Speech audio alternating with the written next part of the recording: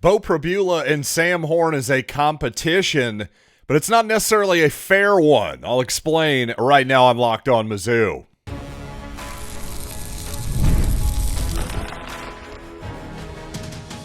You are Locked On Mizzou, your daily podcast on the Missouri Tigers. Part of the Locked On Podcast Network, your team every day.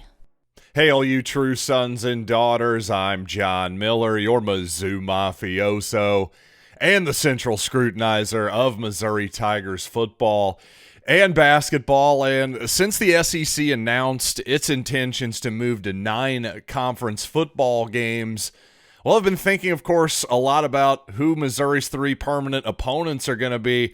I want to look at a lot of different angles here, including South Carolina, possibly Ole Miss, and maybe I'm assuming too much here with Arkansas. Is it time to dump the battle line? I'll get to all that here in due course. First, I want to remind you today's episode is brought to you by FanDuel. Football season is around the corner. Visit the FanDuel app today and start planning your futures bets now.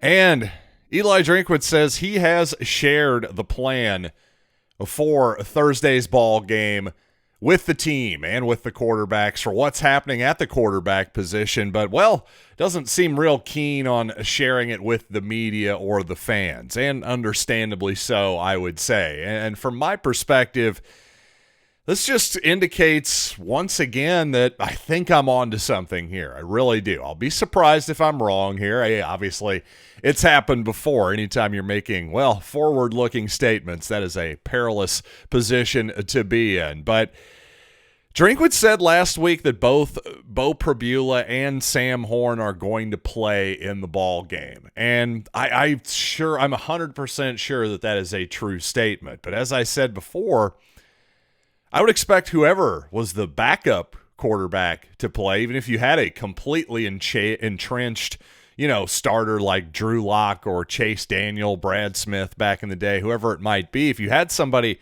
who was completely entrenched at starter, I would still strongly suspect that you would see the number 2 quarterback against an FCS team like Central Arkansas. So to me, Eli Drinkwitz didn't tell us that much. And my whole time here, I've been predicting pretty much all offseason, well, at least the last month or so, let's put it that way, that I've been getting 2023 vibes. I think we're going to see Sam Horn get the type of action that he got in the opener of 2023, and Bo Prabula will essentially be playing the role of Brady Cook from said opener, getting the real starters action. And, well, I've seen a lot of people say that, hey, that regardless of what happens, they want to see Sam Horn throw the football. Let's see some live bullets here. And I completely agree with that sentiment. But I've also seen some people who have been disagreeing with sort of the spirit of my prediction. Like, oh, if that's actually what happens, well, that's actually a terrible move by Missouri. For example,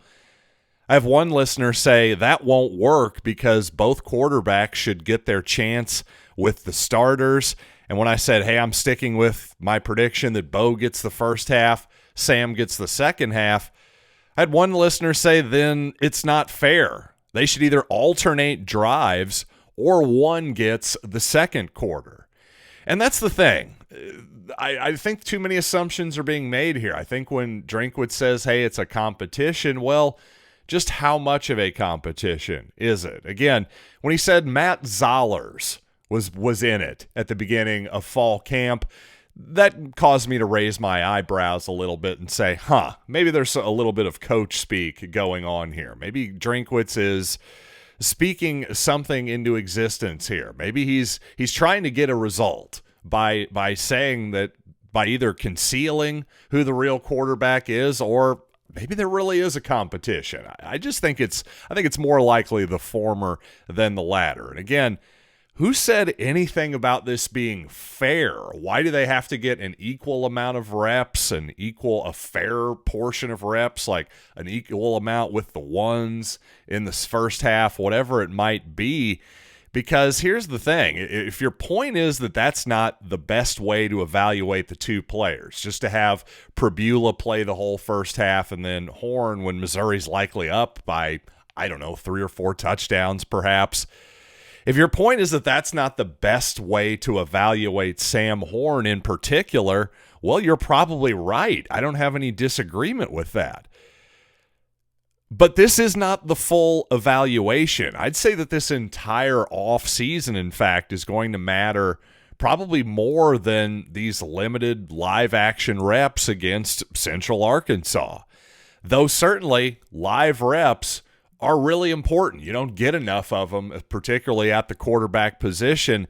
It just doesn't seem like, to me, that this is going to be, and by this, I mean these, whatever the reps are against Central Arkansas, barring something completely disastrous or completely mind-blowing on the successful side, I just don't see this game being the true deciding factor on who Missouri is going to start in week 2 against Kansas. I just find that hard to believe. What I find much more hard to believe is that, well, Missouri runs some real basic vanilla type of offense, of course, in this game, and maybe you see Bo Prabula keep the ball once on the backside of a read option type play, or maybe he just scrambles for a first down at some point, but I think his legs are truly going to be unleashed against the Jayhawks. Designed runs, that type of thing, all the good designed runs that Missouri and Kirby Moore have been keeping in their back pocket all offseason. Well, I think you'll see them dump them onto the table and play those trump cards against Kansas in week 2.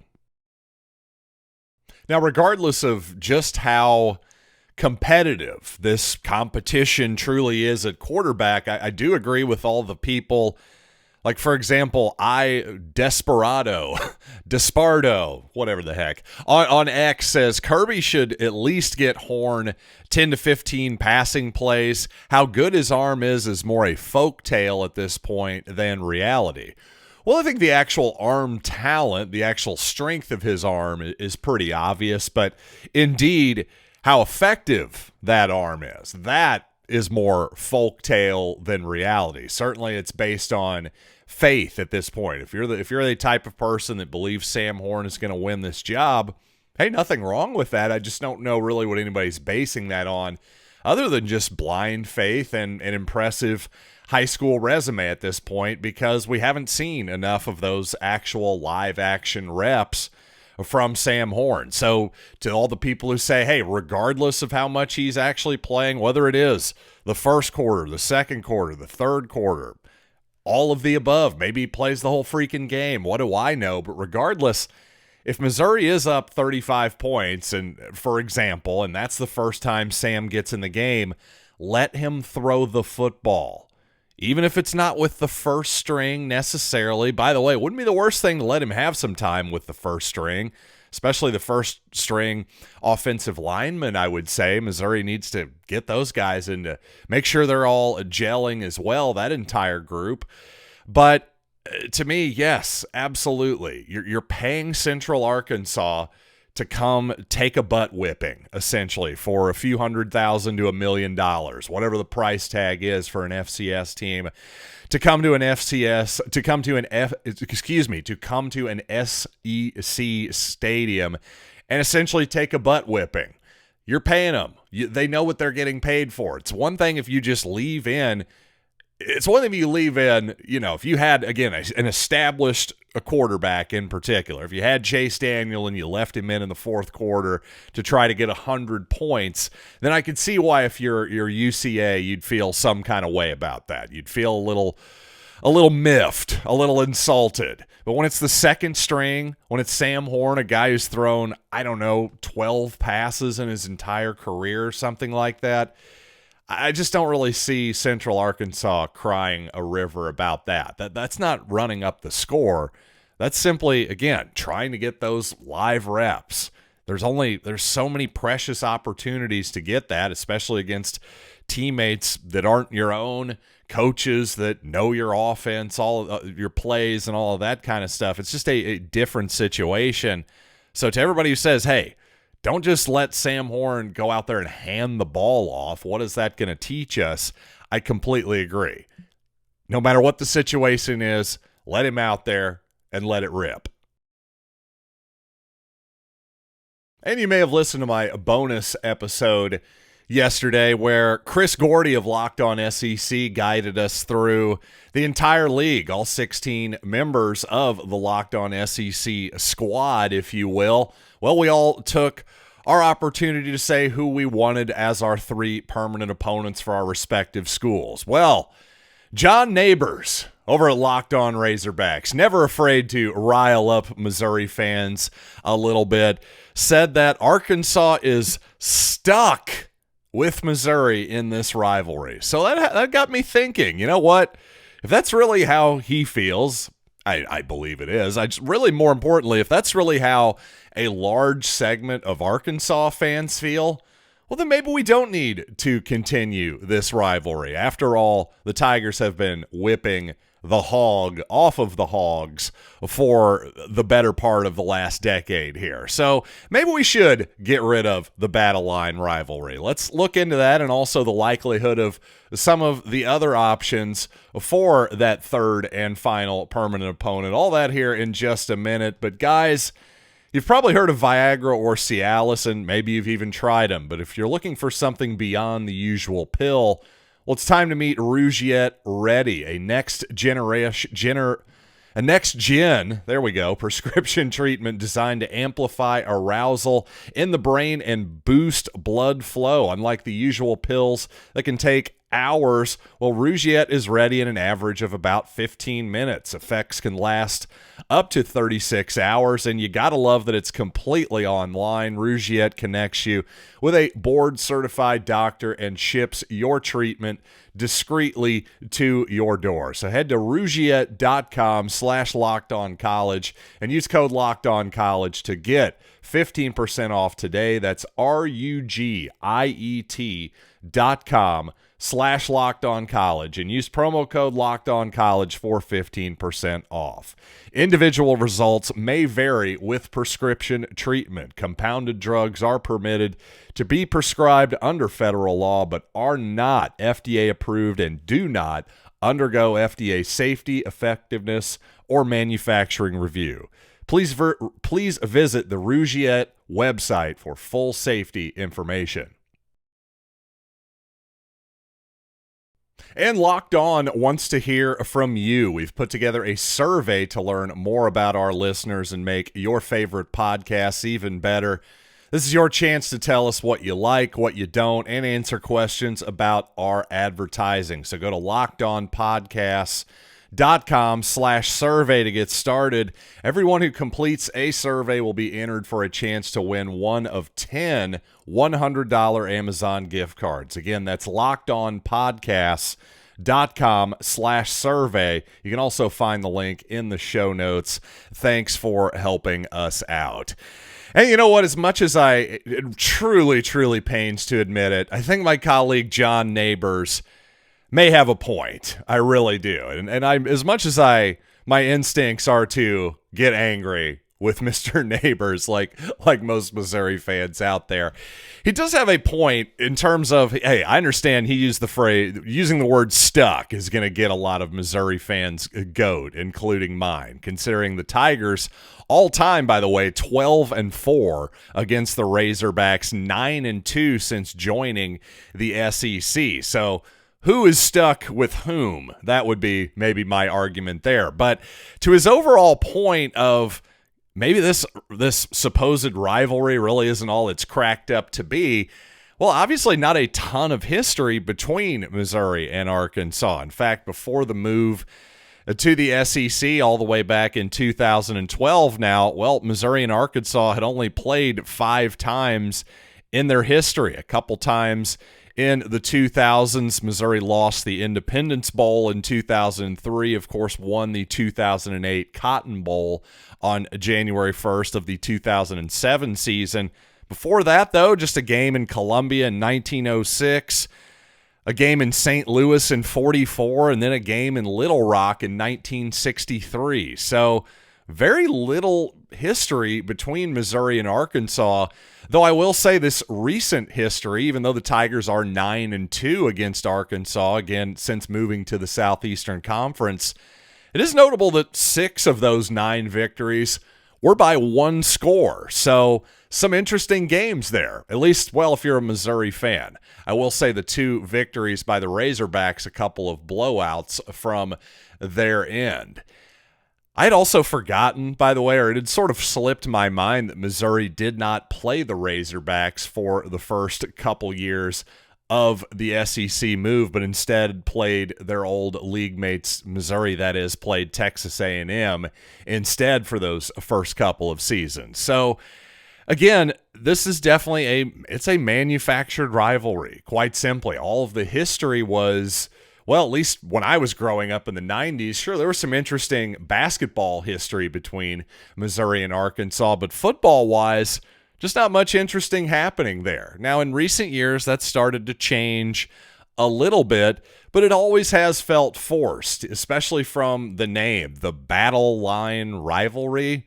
I guess I was unaware of a battle, like historic battles between, I don't know, Missouri and Arkansas for that Ozark territory. Am I missing something historically here? Listen, I know all the Kansas and Missouri stuff. I think we've all heard enough about that over the years, all of that Civil War era stuff. But Missouri and Arkansas, what's the battle? I don't even know what the heck they're even talking about there. So to me, I could see, you could talk me into, hey, if Arkansas fans are ready to dump Missouri, well, the heck with that. I'm going to dump you first. How about that? We'll go with Ole Miss and South Carolina and Vanderbilt or whomever. I think it's pretty obvious Missouri and Oklahoma is going to be one, and I think it's fairly obvious that Missouri and Arkansas, yes, Mr. Neighbors, are stuck together. But for that third one, I got to say I'm starting to think, even though Missouri has reportedly requested Vanderbilt, that was the one that they would like, I think a second one I'd like to think would be South Carolina, even though proximity-wise, other than Gainesville, Florida, I believe Columbia, South Carolina is the farthest from Columbia, Missouri, anyway. So not the greatest proximity there, but even though I said Arkansas has been kind of a manufactured rivalry, it really feels like South Carolina and Missouri is a rivalry that sort of has naturally developed over time.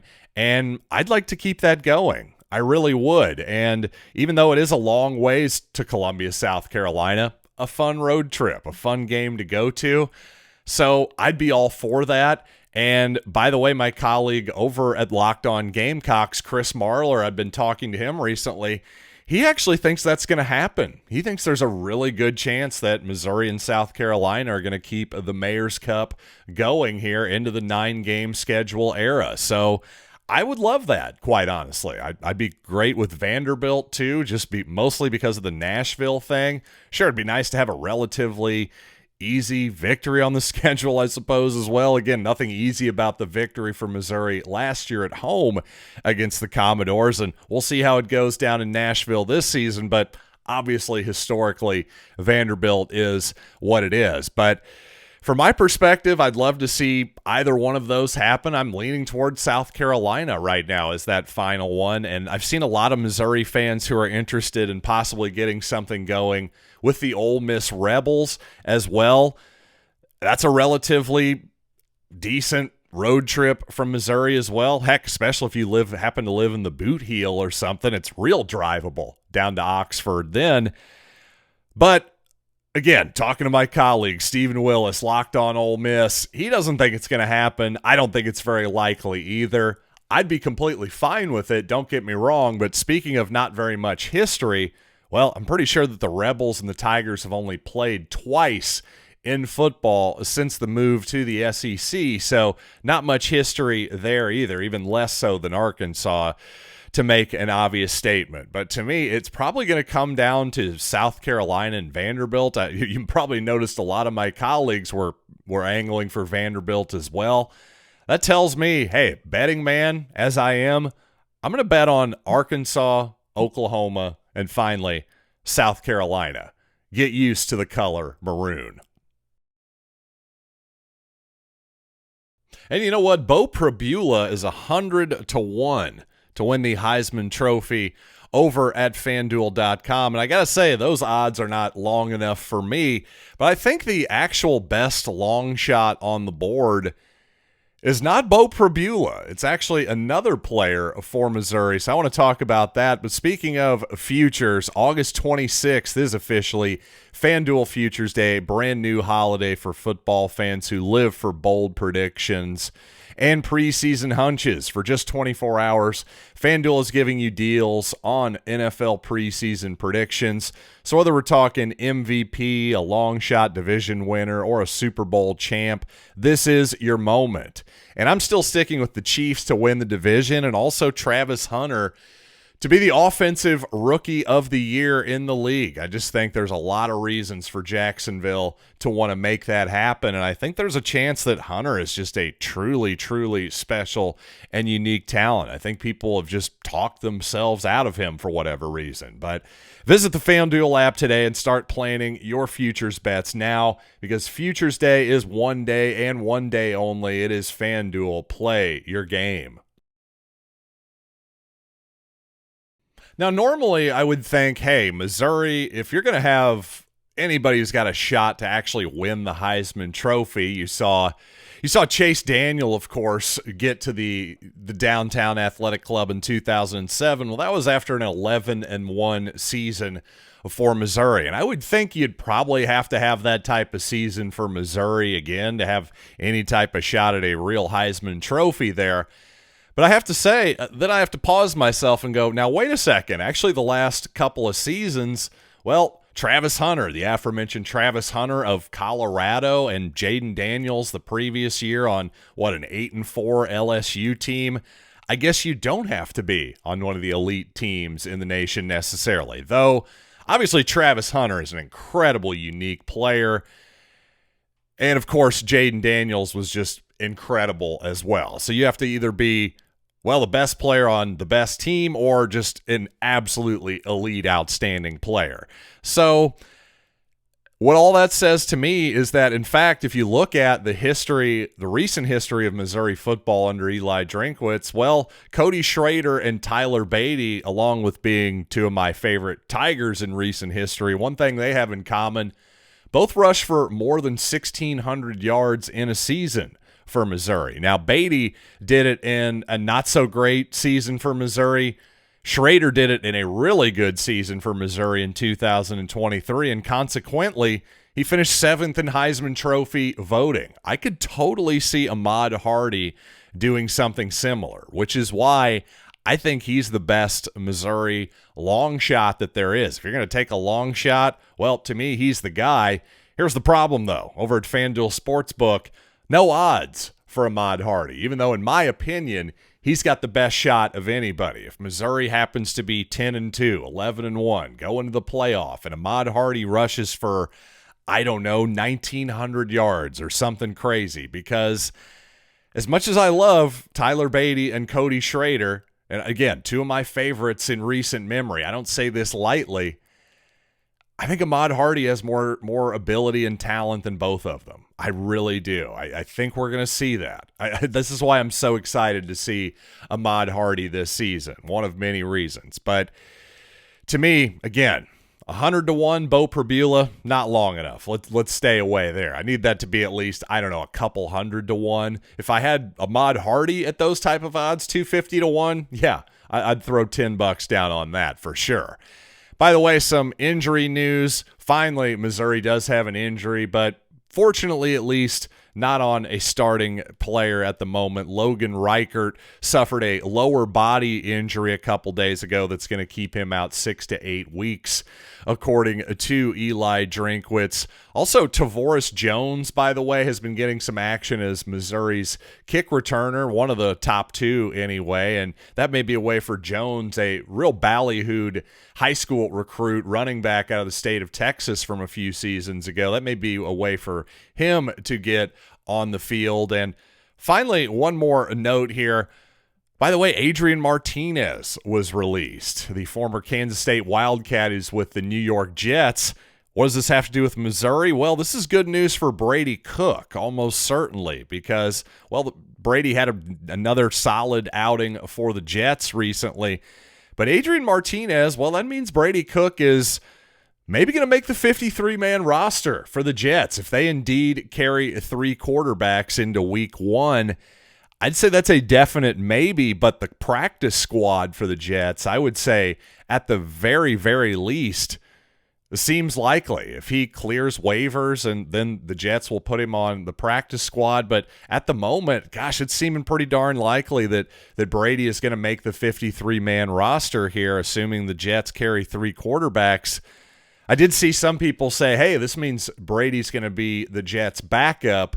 Well, let's pump the brakes on that a little bit. Veteran Tyrod Taylor is still on the Jets roster, so backup, I would say, is a little bit premature, but just the fact that at this point in the process, well, Adrian Martinez was released, Brady Cook not, got to be considered a great sign there without a doubt. So, hey, thanks for joining me on today's podcast. And, well, I'm going to have more of you every single morning here until we get to the game on Thursday, and then, yes, post-game pod after the game for your Friday episode as well. So, looking forward to it. We're finally here. We're finally here to real football. Going to be talking about KU's win over Fresno State in the coming days as well, of course.